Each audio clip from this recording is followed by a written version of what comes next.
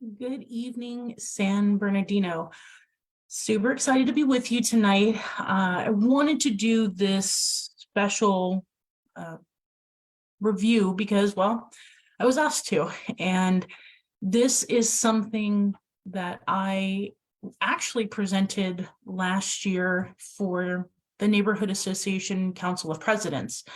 And I think right now, as many people do with the different discussions that are coming up and the different agenda items and requests, that this is a great opportunity, I think, collectively for the community to have this discussion together. So I'm going to wait. I know the announcements going out, so we'll give it a minute before I jump into it. I have had some questions come up, and this is great because what it's telling me is I have new people, new residents are watching the page, and they are interested in what's going on. So this is really fabulous. Hi, Paula. Hi, Scott. So a couple of you were asking me, how or why I do all this and how do I know what I know. And so just real quick, for those who don't know, my name is Dr. Treasure Ortiz, and government is kind of my thing. I have my bachelor's and master's degree in public administration from our very own Cal State San Bernardino. And I finished my doctorate in public policy and public administration. And I have a decade-long history of working in municipal government. So this is kind of like my niche. It's something I understand. I know it internally, externally. I am just in this last 4 years learning the political side. I had always been the internal public administrator, and now I've run for office twice in our city.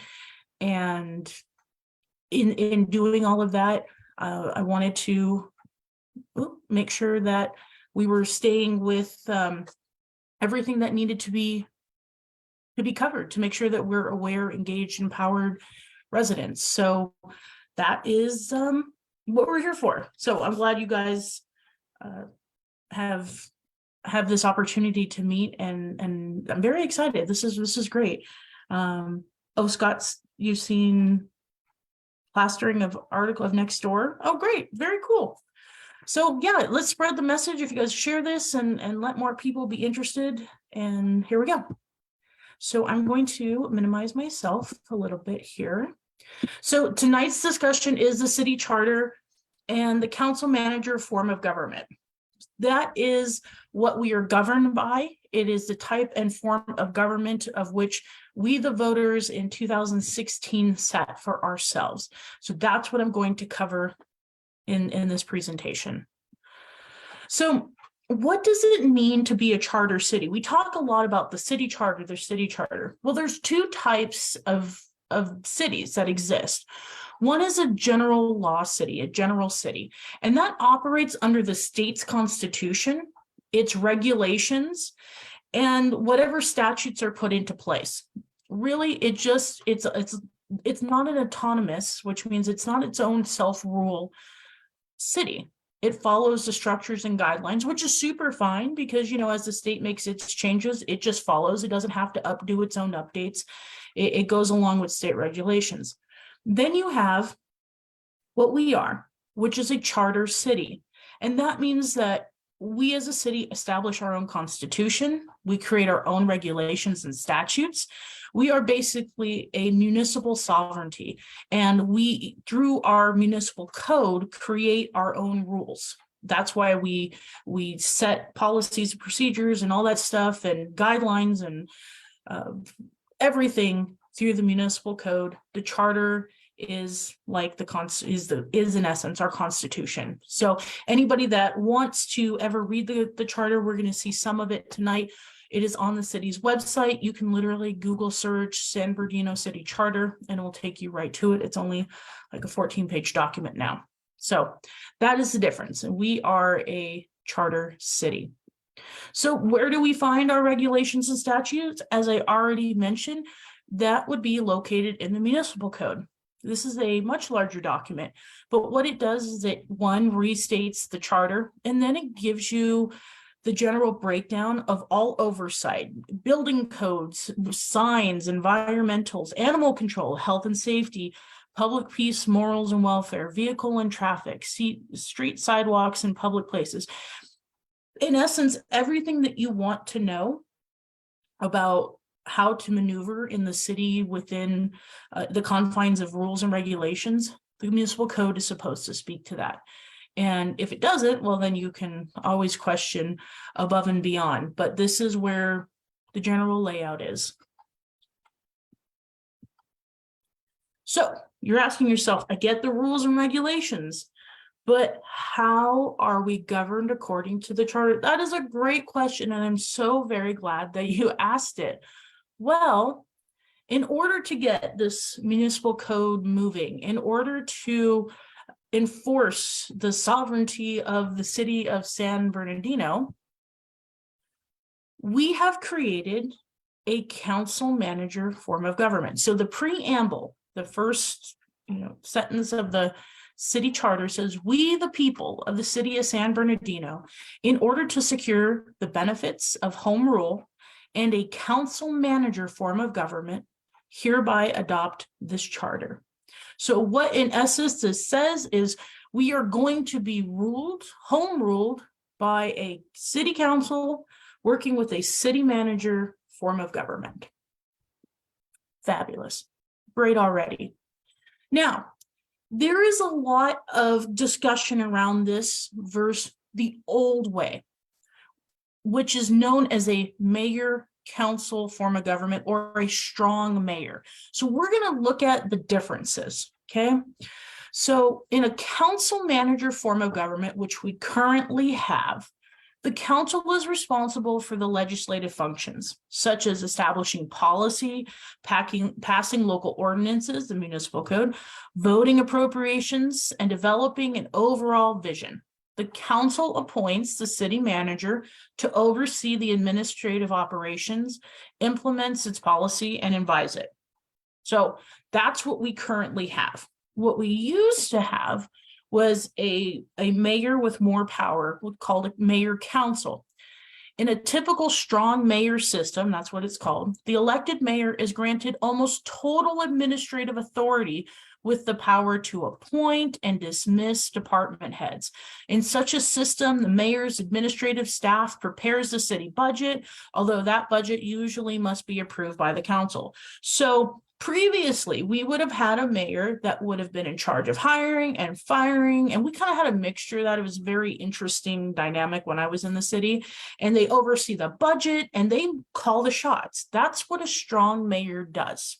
Now, the city of Los Angeles, they have a strong mayor. That's why you can see Karen Bass come in right away and make administrative decisions without necessarily the full approval of the council, because that's a strong mayor. In our city council is responsible for legislative functions, and our city manager is the chief operator of the entire city. But we'll get into that.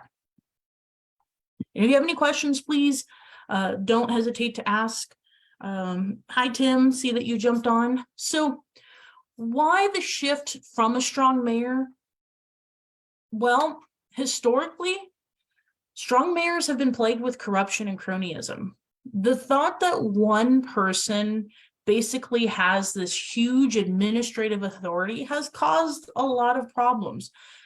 In time, what scholars and practitioners in public administration and politics have come to understand is that absolute power corrupts absolutely, and the stronger linear delegation of authority amongst more creates less opportunity for that type of corruption.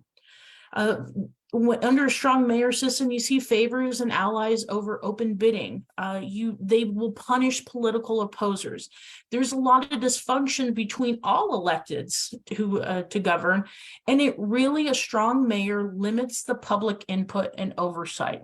And this is historically, this is not saying this is exactly what happened in our city, but this is why a lot of cities have shifted to council manager forms of government, because the strong mayor system really failed in a lot of aspects as far as democratic representation, right? It's more of a like a king and queen rule, instead of really the democracy that we look for. So this is why strong mayor systems have started to phase out quite a lot.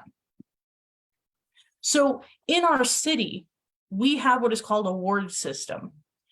And depending on where you live in Ward 1 through 7. When I first moved to the city, I lived in Ward 3. And a couple years ago, I bought my house and the boundary is in Ward 7. Now, these lines, in essence, of what it means to live in the city of San Bernardino, they're arbitrary. In fact, pretty much gerrymandered. But what they do is they say roughly 33,000 people live within that color, or that color, and we're gonna have local representation. We're gonna have one person within that boundary speak for those 33,000 people, and then we're going to also elect a mayor at large that's wholly representative of the city. Very interesting. So depending on where you live, you have a council member. You have, if you're in the first ward, Theodore Sanchez; second ward, Sandra Ibarra; third ward, Juan Figueroa; fourth ward, Fred Charette; fifth ward, Ben Reynoso; sixth ward, Kimberly Calvin; seventh ward, Damon Alexander. I'm just saying it kind of looks good with me in line. I'm going to put that out there. So these 7 elected representatives make up the entire city council of the city of San Bernardino. And with their election comes some responsibilities. And these responsibilities are specifically laid out in the city charter. So we're going to look at that. So what is the role of the council according to our charter? Another really, really great question. Section 302 spells it out. It says, and this is what I want you guys just to make sure before I get into these, this is directly from the charter. This isn't my version of what the charter says. I just cut and paste. The council, in collaboration with the mayor, shall ensure fundamental municipal services are provided to protect and promote public health, safety, and welfare. The council and mayor shall operate together to serve the best interests of the city. So the council is in charge of making sure that we have services, and that in these services, they are to protect and promote public health, safety, and welfare. So trash, police, water, sewer, the basics that we have, code enforcement, basically whatever we're paying for in our tax dollars. That's their number one. Next, the council, in collaboration with mayor, will develop and implement a code of conduct to guide and direct their interactions and duties, including measures to hold one accountable for deviations from the goals and principles set forth in this charter and the city code of conduct. So here's the thing about this. If you look in the municipal code, which we're not going to do tonight, but if you looked in the municipal code, you would see that there is a breakdown of conduct during meetings, how these people are supposed to interact with each other. However, the charter states that they are to develop guidelines to hold each other accountable for violating any of these codes of conduct. Our city council still has not done that. They are in violation of the charter as far as this is concerned. There is no mechanism to hold anyone accountable. The only thing that they have ever done is censure the prior mayor when he stole our tax dollars to go host a private party. But other than that, I mean, that's the most egregious, right? They didn't censure him for sexually harassing his employees. But there is no, like, we're going to work from here and work our way up to punishment. So we still have to get that in place. The council, in collaboration with the mayor, shall create and implement a plan to maintain the city's fiscal integrity. Budget people. This is what they do. They're very much in charge of the finances. Each council member, and making sure that the decisions they're making, right, adhere to our fiscal integrity, that how they spend our money, how they allow allocations to be made, and all of that has to lead to our success. Because remember, this was written in the midst of our bankruptcy. where the previous administrations had failed us in fiscal integrity. Next, each council member shall be entitled to vote on all matters before the council. The council shall have the power to override any veto of the mayor by a vote of 5 or more. So here's the thing. The city council is the voting body. They vote on every single item that comes before them. And if the mayor vetoes something, they can come together and say, no, we're overriding you. So they are purely the legislative body. The council shall select a mayor pro tem from one of its own members. Currently, Fred Charette is a mayor pro tem. In the event of a temporary absence from the city, illness, or any other cause that makes the mayor temporarily unavailable to perform the duties of his or her office, the mayor pro tem shall have all powers and authority that the mayor would possess if present to perform his or her duties. So they would preside over the meeting is basically what it would say. It is because we'll get into it. The mayor doesn't have a vote, so it doesn't give them any extra powers of voting. Oh, sorry, I jumped ahead. However, the mayor pro tem may not cast any additional vote in the event of a tie or exercise veto powers over council action, but may continue to exercise his or her vote as a council member. So if the mayor's absent and there's a vote, Fred takes 1 vote. That's it. So this right here, this is it. This is the power of the city council. Short, sweet, and to the point. Okay, cool. Well, what is the role of the city manager? This is currently interim city manager, Charles McNeely, coming back for a 2nd round. The city manager shall be the chief executive officer of the city, responsible to the council for the management of all city affairs placed in the city manager's charge by or under this charter. So the person in charge of the city, the structure, we'll call it City Hall, foundationally, that is the city manager. The city manager is the sole authority for managing the city operations and appointing and directing city staff, except as otherwise provided. We'll get to that. So there's only the city manager. The council can't come in, the mayor can't come in and direct city staff. They can't hire city staff. That's not within their purview unless otherwise provided. The city manager shall appoint and suspend or remove all city employees and appoint administrative officers, except as otherwise provided by law, this charter, or established personnel rules. The city manager may authorize any administrative officer subject to the city manager's direction and supervision to exercise these powers with respect to subordinates in that officer's department. So basically, the city manager gives the other directors the power and authority to manage their departments, hire who they need, fire if they need, but the ultimate authority, let's say someone wants to fire somebody, the city manager could be like, hey, no, we're not going to do that. Or let's say the director was like, no, I want to keep this person. City manager could be like, no, they got to go. So ultimate rule, city manager, but the power is vested in the directors to take care of their departments because the city manager can't be everywhere, right? City managers should direct and supervise the administration of all departments, offices, and agencies of the city, except as provided otherwise in the charter. They are to attend all council meetings. The city manager shall have the right to take part in the discussion, but shall not vote. So this is a non-legislative voting position. This is purely administrative on the inside. The city manager shall ensure the mayor and council are informed on all aspects of important emerging issues, including the city's financial condition and future needs. And as part of that responsibility, brief the mayor and council at their meetings on the business matters before him. This is why the city manager and city staff sit down in front of the council so that they can answer any questions. They prepare staff reports. They prepare the agenda with the backup material.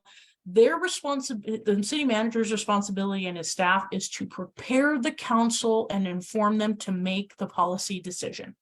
That's it. City manager sees that all laws, provisions of this charter, and acts of the council are faithfully executed.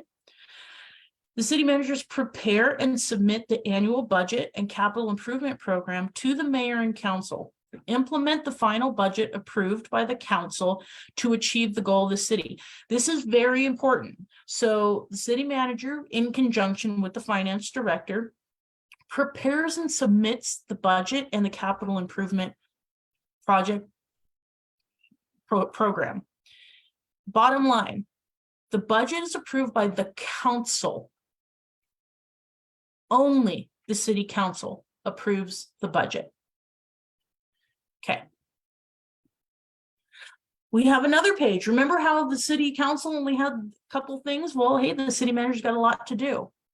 The city manager is to submit to the mayor and council and make available to the public a complete report on the finances and administrative activities of the city as of the end of each fiscal year. This is the budget report. These are the in-depth audits. This is everything.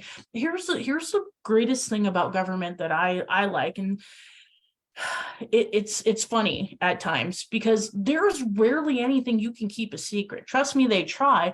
But one of the greatest compliments I get from the council members is when they're frustrated. How did treasurer know all this stuff? It's not a secret. It's not a secret. If we all just paid attention to what they said and how they said it, and then the things that are public, we would all be at the same level. But every year this has to be posted. If you want to look at the current budget and the projected budgets, they're online right now under the finance directors of the finance department's page. So that's really great. The city manager, will make such other reports to the mayor and council, may request regarding operations, make recommendations to the mayor and council concerning the affairs of the city, and facilitate the work of the council and developing policy. So remember this is very important. The city manager can make recommendations to developing policy. However, they cannot vote to implement, to set that policy. They can recommend, which they should, right? That's the job, but they don't get to say yay or nay. They are to provide staff support services for the mayor and council members. This is where item 10 came up. What does it mean for staff support, for that analysis? Who should be working where? And that is completely under the city manager, because all city employees fall under the city manager's office. There is no provision for the mayor and council to manage staff. There is no provision in the charter for the mayor and council to manage their own staff. The city manager will provide staff support services. So let's just be super clear about that. The city manager will assist the mayor and council in developing long-term goals for the city and strategies to implement these goals. The city manager shall be accountable for the implementation of council goals and policies and the overall performance of the city.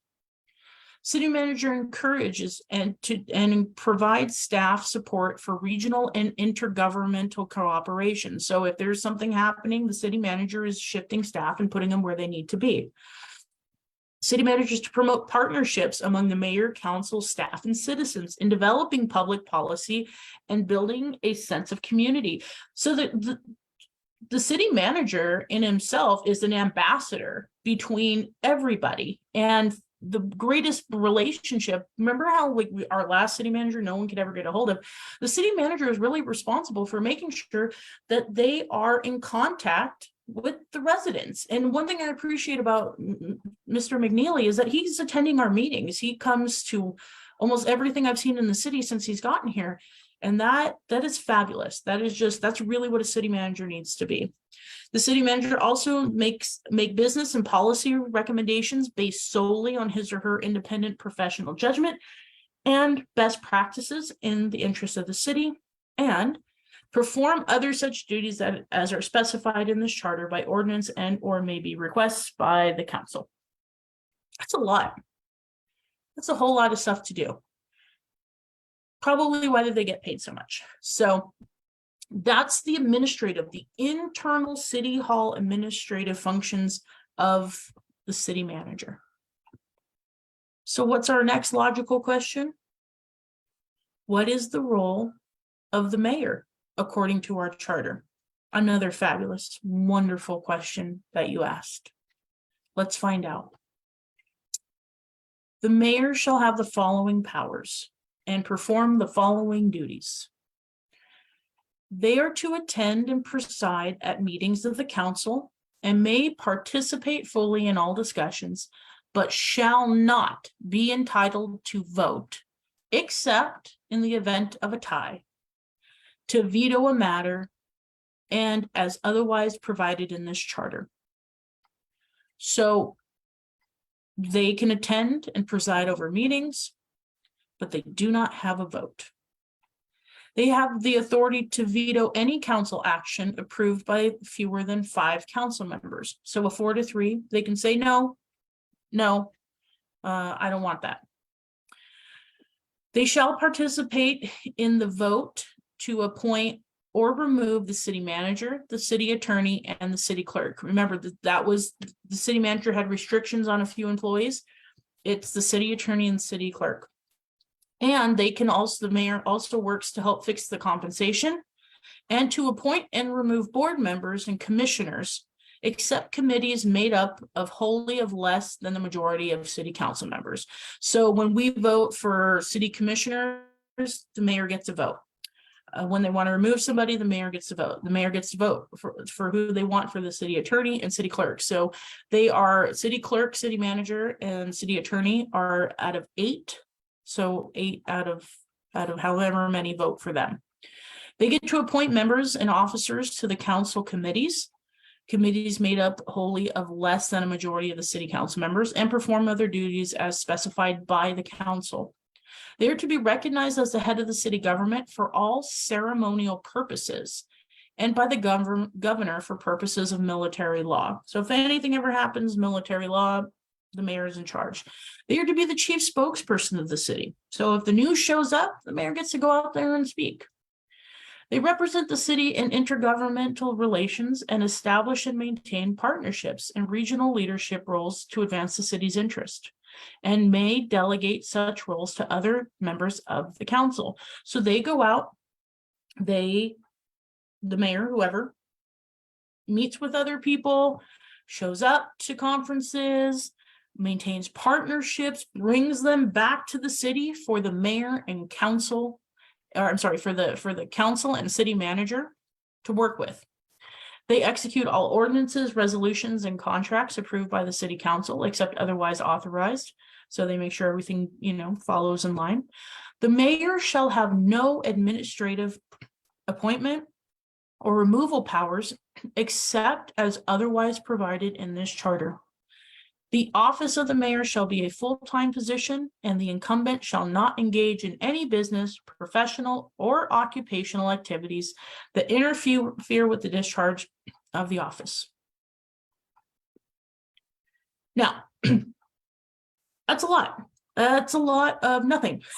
It's the mayor.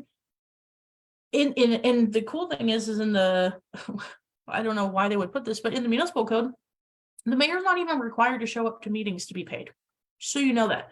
The mayor never has to attend a meeting.